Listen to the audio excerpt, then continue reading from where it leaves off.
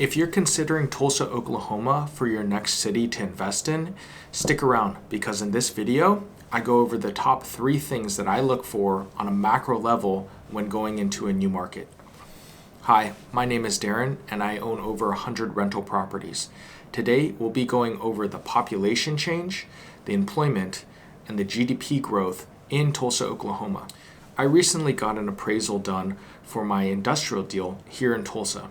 And I really like the way that the appraisal laid out all the information about Tulsa and Oklahoma compared to the United States. So as you can see, we are 55th when it comes to population in the metro United States. We just broke over the million population.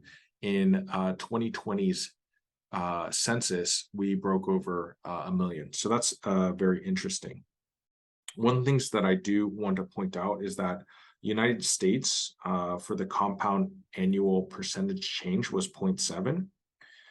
So the United States grew 7%, whereas Oklahoma and Tulsa both gained 6%, as you can see right there. We're actually projected, Tulsa is projected to be 0.7, which matches the United States, as you can see, whereas Oklahoma is going to be pacing down a little bit lower. So next is employment. Since 2012, employment grew by 15,000 jobs, almost 16,000, equivalent of 3.7%. And then the Tulsa MSA's rate of change in employment outperformed state of Oklahoma, which was 1.8%. The 10-year change for United States was almost 9%. And then for the state of Oklahoma, 1.8%. Tulsa MSA 3.7. So not great when compared to the United States, but there's some local factors that really kind of took into a consideration. As you can see, this takes into account 2008 and 2009, which were really big recession years. I just want to kind of make a note. As you can see on this one, we did increase ever so slightly, but the bounce back compared to Tulsa, Oklahoma, compared to the United States, as you can see, negative 4.3. Then the next year was 0.7, negative 0.7, then went positive. As you can see, ours lagged behind pretty significantly, negative 4.5, then negative 1.7, then 0.5. So we're tracking very, very slow. Another thing to consider is that in 2016, the price per oil and gas dropped significantly. So in 2016, as you can see, we saw a negative 0.4%, where the rest of the United States actually saw an increase, which was 1.8, and then a slow kind of growth upwards. And that kind of chose with that hit within the oil and gas industry.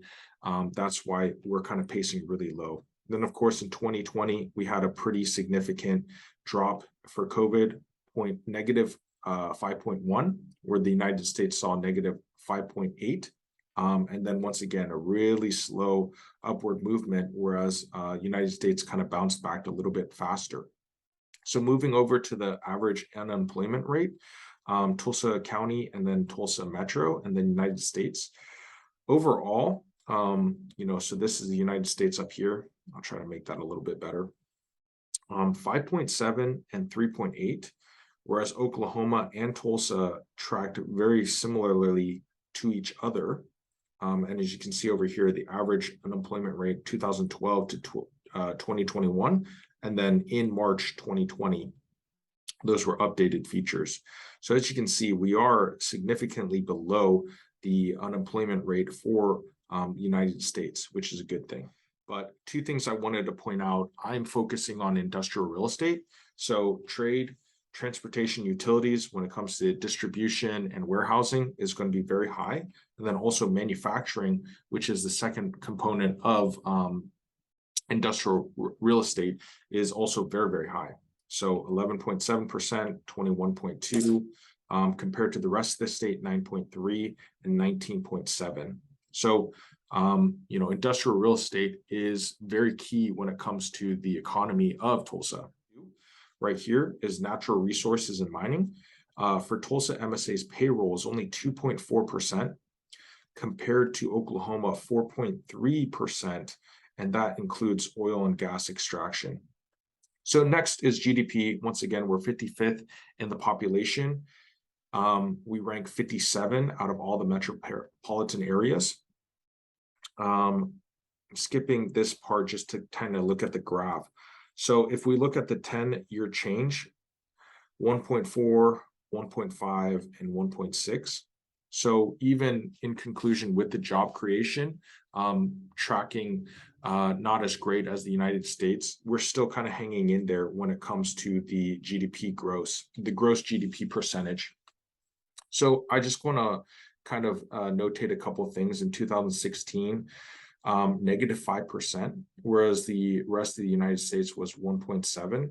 And then, of course, 2020 was a big hit for us, negative 5%, whereas the rest of the United States was negative 3.4.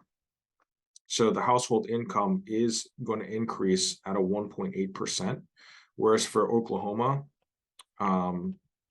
it is only 1.5 versus the rest of the United States 2.4. So while we are tracking below the United States, we are above the actual state of Oklahoma too. The Tulsa MSA's economy will benefit from a growing population base and higher income and education levels.